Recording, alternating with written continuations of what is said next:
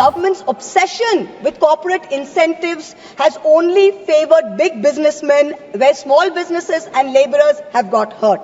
For some people, rules, laws, acts mean nothing. गरीब लहरों पे पैरे बिठाए जाते हो, समंदरों की तलाशी कोई नहीं लेता.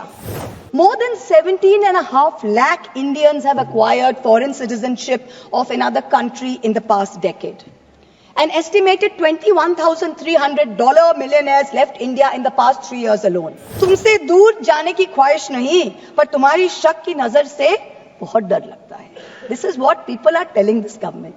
The government's obsession with corporate incentives has only favored big businessmen, where small businesses and laborers have got hurt. You slashed corporate income tax in 2019 from 30% to 22%. Has private investment picked up? No. So who have these tax cuts benefited? Let me look at just one example. Let's not forget that all tax rules are written for Vishwakarma's India, not for Kuber's India, not for favorite businessmen. When it comes to crony capitalists, there are special rules. Please listen. In 2016, there was a rule that there can be no SEZ which has only a power plant. No power plant, only SEZ. But for a very special friend, Mr. A, this was done in Godda, Jharkhand. Mr. A received not only billions in benefits during the capex phase, but receives an ongoing benefit on no import duty for importing coal, no coal cess, no domestic supply obligation. Savings of clean energy cess were 320 crores per annum, custom tax and GST benefits were another 2,000 crores. Now that things with Bangladesh have soured, the government has said you can sell power domestically, but have you recovered the back interest and the taxes which were meant for the SEZs? Plant was built by a Chinese contractor with Chinese equipment, customs duty free, GST free, tax free, not using Jharkhand coal, not giving Jharkhand power, not paying clean energy cess, and currently employing less than 1,000 people. For some people, rules, laws, acts mean nothing. गरीब लहरों पे पैरे बिठाए जाते हो, समंदरों की तलाशी कोई नहीं लेता. Stock market investors, corporates, small business owners have all become victims of the worst kind of tax terrorism. According to the last budget receipt of July 24, total income tax under dispute was 10.5 lakh crores. This figure has doubled from 5 lakh crores in 2015 to 10.5 lakh crores now in 23. So much for the promise of eliminating tax terrorism. When you're looking at the CBDT's Action Plan 24-25, it gives us data on pending appeals. It's telling us every year there are more pending appeals than appeals which are being disposed of. So what kind of dispute resolution are we managing? It is estimated that there are 6 lakh pending appeals today. The Indian IT tax department has followed an adversarial approach.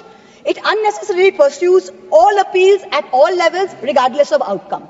And all your department officials, there is absolutely no penalty on pursuing frivolous regulation. So kahin bhi kuch bhi case laga do.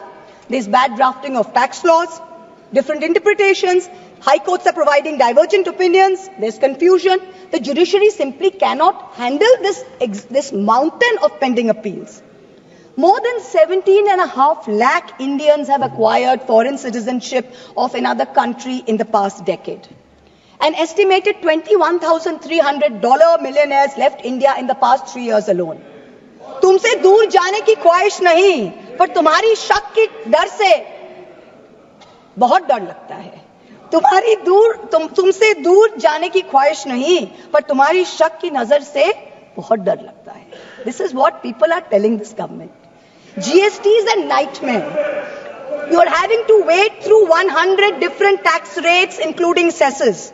Multiple rates, ensuing confusion has facilitated an alarming GST evasion of 2 lakh crores, almost double the 1 lakh crore evasion that was there in fiscal year 2023. 18,000 fraudulent entries have been uncovered, many more are likely. Senator Barry Goldwater, the Republican senator in the United States, famously said that the Income Tax Act has created more criminals than any other act of government. This is really proving true in India's case.